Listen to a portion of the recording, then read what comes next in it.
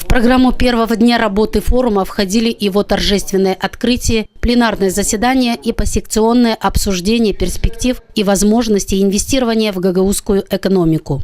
Мы, как компания, занимающаяся альтернативными источниками электроэнергии, заинтересованы в этих инвестициях и попытаемся помочь бизнесменам в решении определенных проблем, связанных с электроэнергией и, почему бы и нет, в экономии средств. Председатель культурно-исторического центра «Бессарабия» из российского города Псков Сергей Копнов своим участием в работе форума решил более тесно сотрудничать с Гагаузией в области проведения обмена культурных мероприятий. Мы уже второй раз принимаем участие в этом форуме.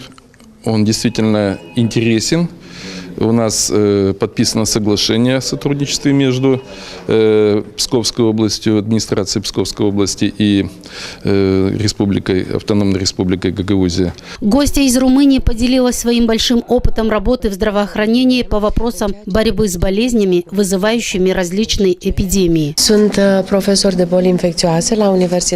Я профессор в университете медицинского из ЯСА, инфекционный факультет.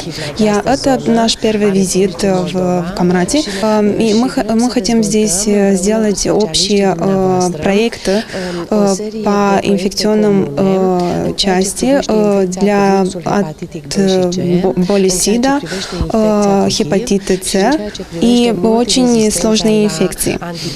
Мы хотим уже наши все проекты, которые мы уже делаем с Кишиневым, чтобы передать и расширить ваши зоны. Турецкий фонд «Мармара Групп», занимающийся укреплением международных связей в области социальных, культурных и экономических связей, был представлен на форуме большой экономической группой ученых. Dolayısıyla bu 3.